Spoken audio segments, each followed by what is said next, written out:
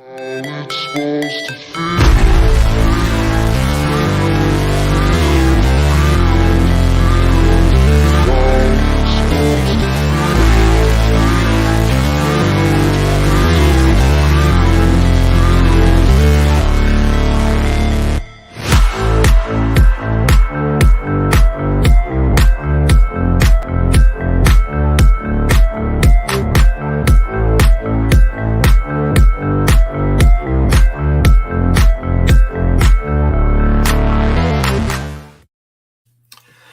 Good evening. Welcome to the NS9 Postgame show brought to you by Pittsburgh Baseball Now. I'm your host, Jim Rosati. With me, Tyler. How's it going? Howdy. Awesome I got paint game. everywhere. Just a fun day. So you've been painting all day. I've had plumbing work getting done today. It hasn't been a great DiNardo hasn't had power. domestic day for me, but DiNardo doesn't have any power. It's crazy. I don't know what's going on. I had to get a shower fixture replaced today. It was they had to cut a hole in my wall.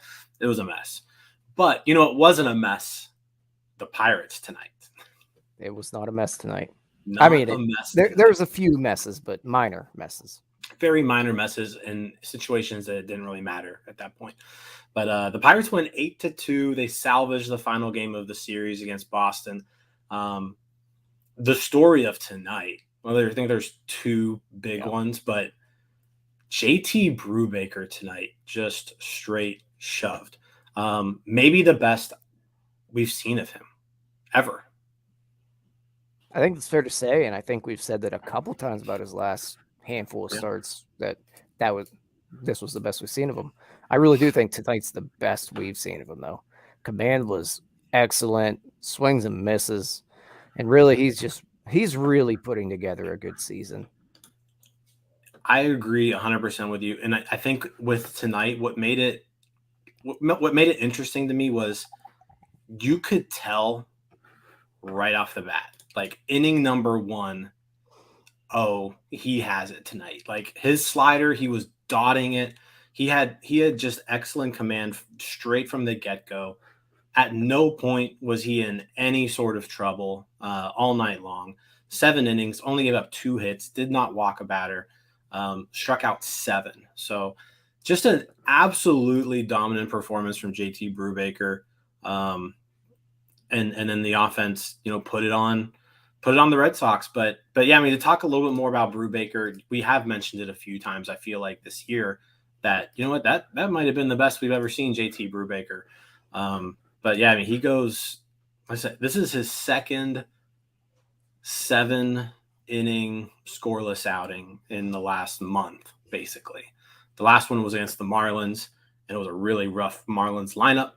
This Red Sox lineup, clearly a lot better than that Marlins lineup was. And he mowed him down. So yeah, that 2-seamer tonight looked fantastic. He was able to command it, and the run he was getting on it, he just looked, as like you said, as good as we've seen him. And he's probably around a 4.25 ERA now. Honestly, he has pitched much better than that this season. He's had it's a rough April that's dragging this year down for him, because since then he has been phenomenal. And phenomenal might be a stretch, but this is the Pirates I'm referring to. Yeah, he's at a 4.19 now for the season. So, phenomenal, maybe a little bit too much of a word, but definitely like serviceable, like a serviceable quality MLB arm is what he's been this year. Yeah, I'm just trying to find his numbers since April, but regardless, he's a guy that I'm definitely feeling better about going into next season. And really, without him, who knows how bad this team would be this year. So I guess a 4.6 ERA since April, but yeah, whatever. So which is fine, and that's not including today. So if you include today, I'm sure it's below 4. Probably. But yeah, like he's been he's been good. I think there's not a whole lot of times where you look at, like, I would not have thought going into this year. Let me rephrase it this way. I would not have thought going into this year that by this point in the season, we would basically say, oh, well, JT Brubaker gets a rotation spot next year. Like, that's he's got one. And we're here right now. Like, we are at the point where JT Brubaker really shouldn't. JT Brubaker probably isn't going to be competing for a rotation spot next year. Like, he's gonna have one going into spring training. He has to have a really bad month and a half. Yeah. And I mean, not long ago we were discussing moving him to the bullpen. Literally like 2 months ago. Yeah. And now we're penciling him in next year. Right. Yeah, and it's just like, I mean, on a playoff team, is Brubaker a starting pitcher? Like, maybe a 5, maybe. I think in like a perfect world on a really good team, he's probably like a long reliever type swingman guy, I don't know. right? But he has shown that he is valuable as a starting pitcher. I mean, this game right here, it probably moves him to like a two WAR player on the year. Yeah. I mean, I think pretty much honestly, right I think there. on a playoff team, he is a starter. He's a back end guy. He's not going to get a playoff spot, but he'll be in the bullpen in the playoffs. Yeah. But I mean, you can win with guys like JT Brubaker. You give me 5 JT Brubakers, I'm okay with the rotation. You're just not going to win a playoff game. True. Yeah, you have 5 Brubakers. Like, you won't be embarrassing, but yeah, you're gonna have a rough time in a playoff, in like a 5 or 7 game playoff series. It's gonna be rough. But no, I mean, let's say he looked great tonight. Lots of swings and misses, 13 swings and misses. Yeah, I would say this was his best. I would say this was his best game of the year, like, or maybe the best game of his career, honestly. I would have been okay bringing him out for the 8th. I would have absolutely been okay bringing him out for the 8th. Instead, Zach Thompson makes a bullpen appearance. Did not expect that. It looks like Zach Thompson may be out when it comes to a rotation spot now that Contreras is up. Which I find a little surprising based upon Mitch Keller's health right now. Yeah, I mean, there's nothing there saying that Zach Thompson can't start. I mean, this is basically like a bullpen session for him. I guess. But it wasn't a good one. It wasn't a good one, no. Zach Thompson comes in for the 8th, and he only gets 1 out. He gets 1 out. Gives up 3 hits. He walks a batter. Gets 1 out. Just a poor performance from Zach Thompson. Manny Benuelos comes in, kind of cleans up the mess, keeps it to only a 2-run inning for Boston. That way, the Pirates still, had a pretty commanding lead at that point, 8-2. But yeah, other than that, I mean, I thought, and then Holderman came in and pitched a super easy, breezy 9th inning. So, and good job by the pitching staff. Good job by Holderman Brubaker. has looked very good since that first outing. I'm with you on Holderman. I like the stuff. The lack of strikeouts is like a little concerning, but I think it's just like a small sample size type of deal. He had 2 tonight. Today he had 2, but going into tonight, he only had 3 in his 8 1/3 innings with the Pirates. So a little bit concerning, 3 strikeouts, 5 walks, but tonight he picked up a couple strikeouts. And I think the stuff is too good for there to just not be strikeouts ever. Like, he throws that heavy fastball that I like what I see out of Colin Holderman so far. I'm trying to think, but off the top of my head, Holderman might have the 2nd highest Fangraphs of players acquired by Huntington through trades.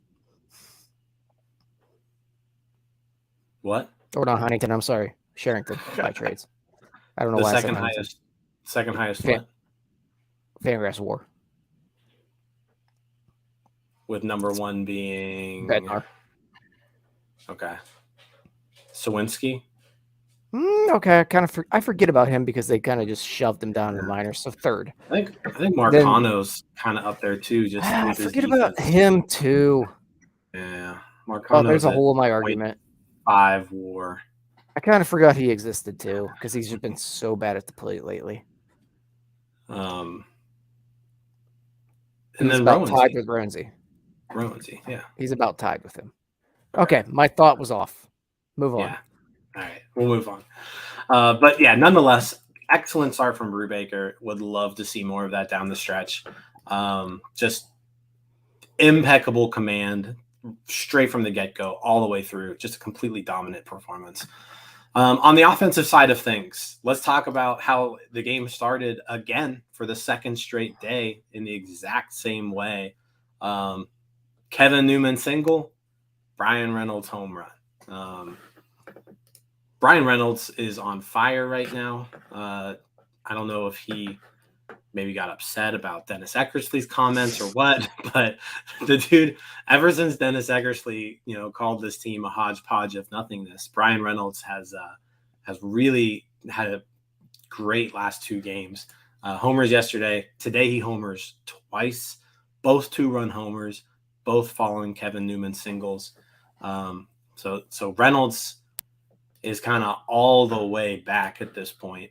I mentioned the other day he's leading National League center fielders in weighted runs created plus. So far this year, number 1 offensive center fielder in the National League. Today just kind of improves upon that. I mean, he's up to 265, 350, 479 on the year. So very, very good line out of Reynolds after just a pathetic start to the year. Yeah, he's only 11% worse right now than he was last year. Yeah. And he's really freaking good last year. Yeah, like he's all the way back. Like he's now hitting above his 2019 performance. So I mean, we're looking at like this is Granted, we're looking at vintage Bryan Reynolds right now. We're talking about different, eras, but regardless, and he's really hitting for power this year. He's getting in great counts. We saw him hit the second home run on a 3-0 count, and he just banged a fastball that just got too much to the heart of the plate. He's back. Sign him. Yeah, or trade him. All the way do back. something with him. So DiNardo and I talked about this a little bit last night. Just we got super off topic, and it was like, all right, well, if we keep pushing out this rebuild, do we even bother with Reynolds anymore? Or so that'll be a conversation for another day. For like tomorrow, probably. I would love to see this team extend Reynolds, but I also would love to see this team try to start winning as soon as possible. And if they're not going to start winning, if they're not going to start trying to win as soon as possible, then like you're just wasting Bryan Reynolds' prime right now. Yep, I'm with you, but we don't need to get down that rabbit hole. We don't need to get down that rabbit hole today. But yeah, so all off season. So 2 homers by Reynolds. His second homer was the 3,000th home run ever hit at PNC Park. So let me ask you this, Tyler. 1, is that a milestone that means anything to you? No, I didn't know it existed. So that was first thing. Number 2, after the home run ball is hit, the dude who catches the ball, a Pirates team rep, goes to him and asks, hey, we kind of want this ball. Can we make some sort of a trade for it? I don't know what the trade ended up being for ultimately, but I want to ask you this. If you had caught the 3,000th home run ball at PNC Park, what would you be asking for? Money. In return for the ball? Money. Just straight cash? Yeah, I don't want signed memorabilia from some guy that's not going to be on the team in 2 years. Money. So what if they told you, all right, we're not going to give you cash, but we're willing to trade some stuff? Would you negotiate? No, I want money. Right, but what if money was not on the table? They're like, you know what, you're not getting money. Then guess what? Your ball's off the table. Okay, so you would just keep the ball? No, give me money. Or I did like the ones that responded to you that just chuck it I like in the the river. ones that would be a good one. I like the guys trade signing Bryan Reynolds. Yeah. You have to sign him So right now. you extend Bryan Reynolds, you get You the can have ball. your ball back. All right. But really, I'm see. asking for money. I want cash. Write me a check right now. And I want Bob Nutting to sign it. What would your number be? I don't know. I don't quite know what a 3,000th home run ball is really worth. Right. in That's my PNC so Park. that's my thing. It's like it's not like this crazy milestone where it's like, oh, holy shit. I can't believe I was in attendance to witness the 3,000th Those home people in run ball. attendance have no idea that happened. Yeah, I mean, they probably put something up on the big screen, but yeah, like I'm trying to think in my mind, like what would be a a reasonable request for something like that. I would like them to make their roster available to North Shore 9. And Okay. when we ask, they have to come on. Anthony has a good one. Like this is kind of a cool trade. Asked to come to batting practice and a 2-night trip to spring training. I would probably ask for a little bit more than that. Like if I'm going to spring training, I want to be there for more than 2 nights. Like give me like a 5-night trip to spring training. And I'm not paying for anything. And I'm not. Yeah, everything. All you can eat / It better be drink all inclusive. / all inclusive Bradenton vacation on Anna Maria Island. Pirates pick up the tab. That's not a bad one. I was trying to think of like what my number would be. Is But, I mean, 5G's a little too much? I mean that trip. If you're That's spending, that's an expensive trip. Yeah, I think $5,000 is entirely too much money for a That trip 3,000 is- home run ball. Oh yeah, no, I know. That trip is easily $5,000. All But inclusive. I mean, probably not. You know how much I drink? I'd have to see. Maybe that's what we should do. We would go and we would just see how much that you can drink on the Pirates tab.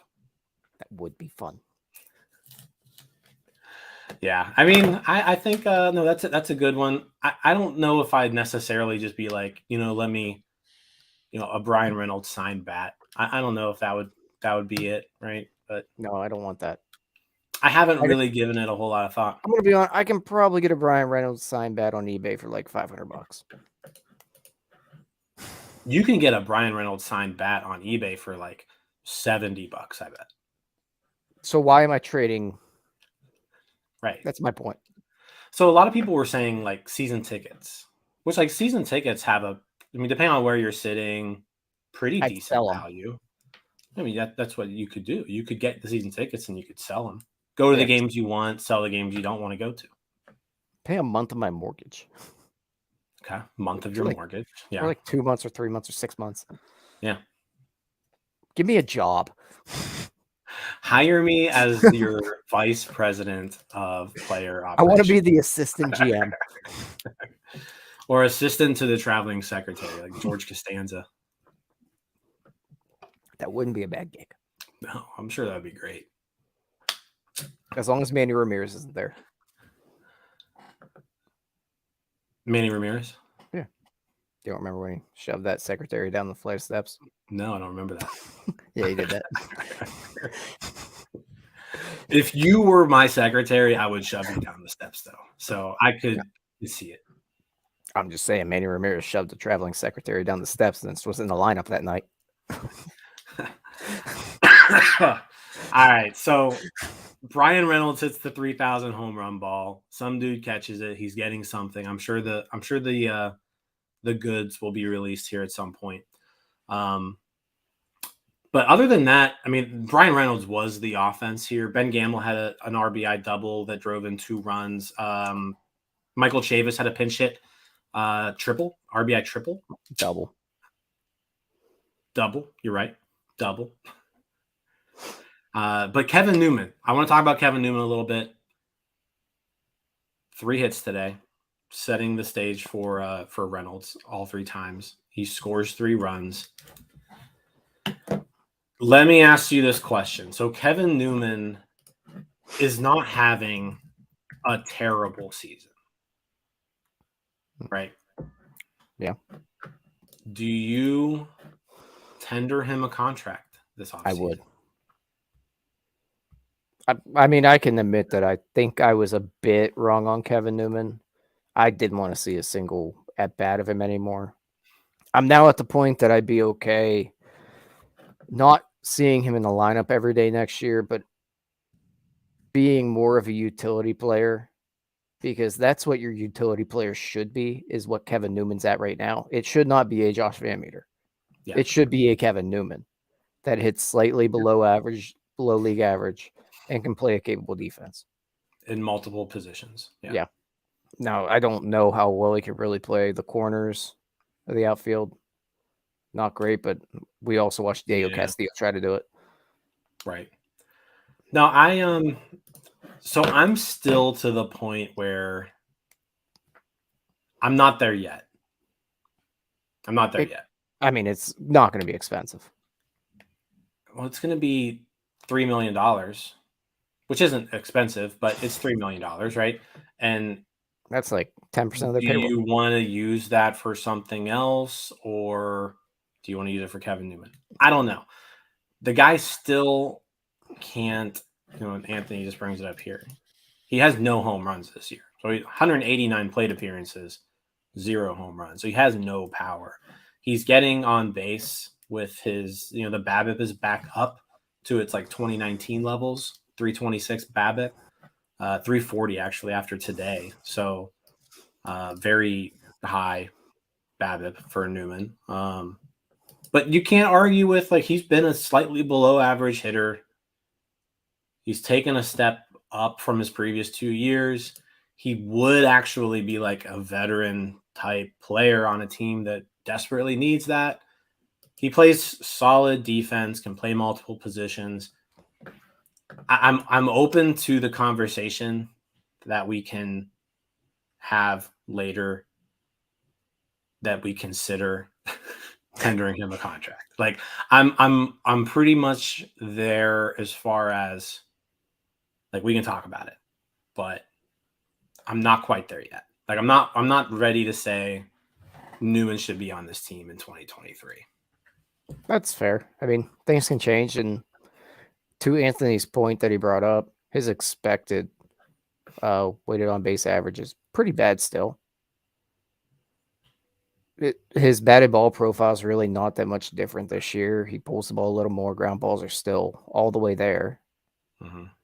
But the results are more there right now. And if the alternative, it's all stupid because we have to argue about it because the alternatives are terrible and they shouldn't be. Right. And that's what pushes me in this direction. But if I'm forced to deal with the hand I'm dealt, I got to go Kevin Newman over the alternative. Yeah, no, I mean, you could definitely, I can definitely be talked into bringing Kevin Newman back as a utility infielder.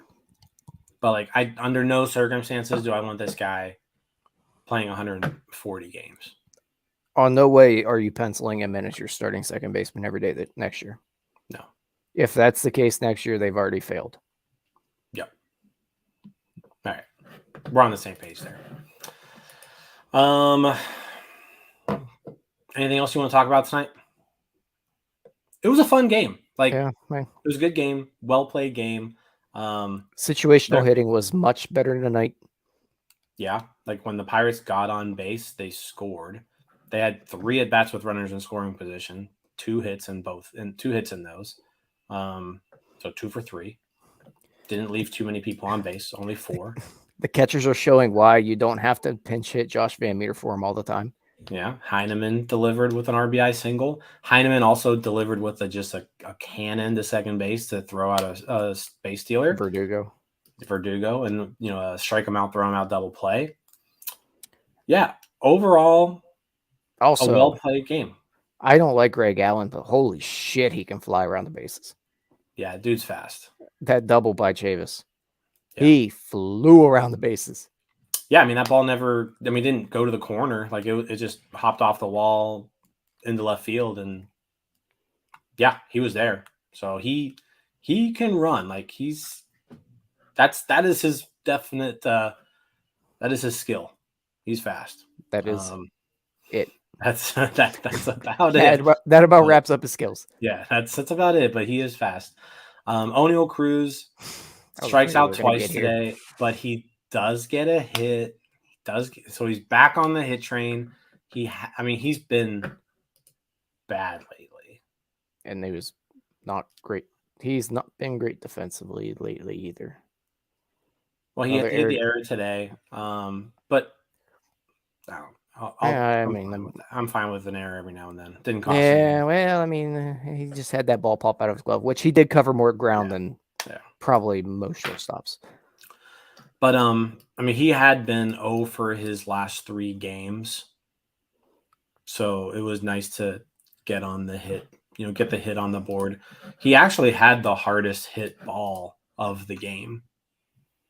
His first at bat, his ground out was 110 miles per hour. So, he hit the ball hard. He got the opposite field single. It was off of a lefty. He's still way too patient. Oh, yeah. I think that's absolutely, and you talked about it from the get-go, really, just how he needs to attack the baseball more. He seems to do it when there's people on base. He gets into that mode where he's like, okay, now I'm in run production mode. But if there aren't people in scoring position or on base, he's being very patient up there. Yeah.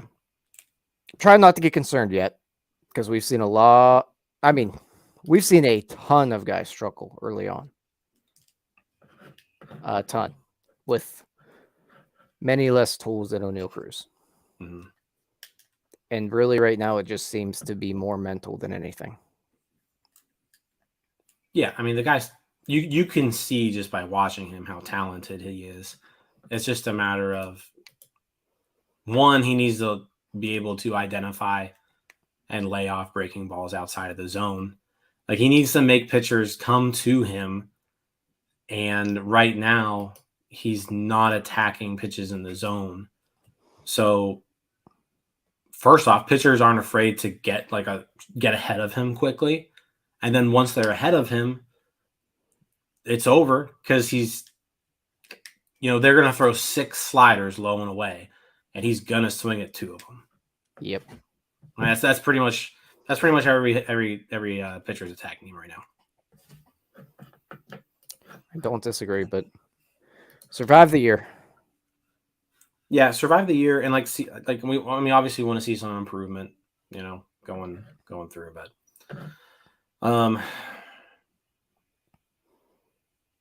that's we talked about pretty much everything there today. Yep, we could go off on tangents, but I'm about halfway through a DX documentary on A&E, so okay. I'd like to get back to that before I go to bed.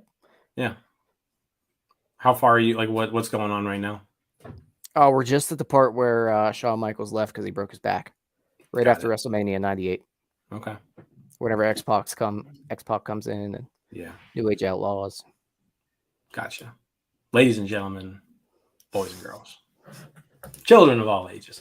All right. Well, Pirates win 8-2. They play tomorrow, I believe. Yes, the Reds. They play the Reds tomorrow, 7:05 home game.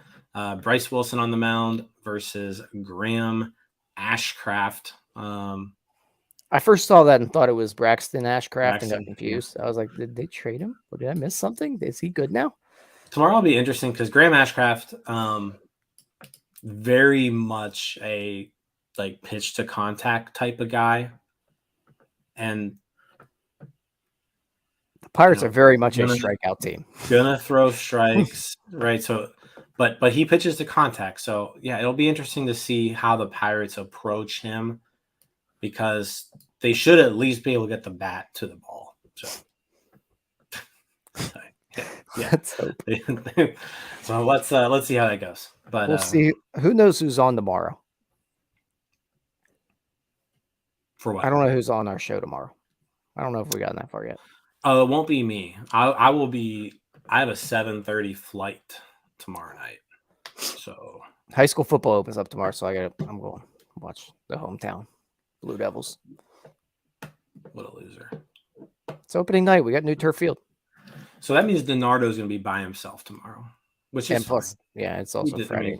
He kind of deserves it. So it's also Friday night. So yeah, boozing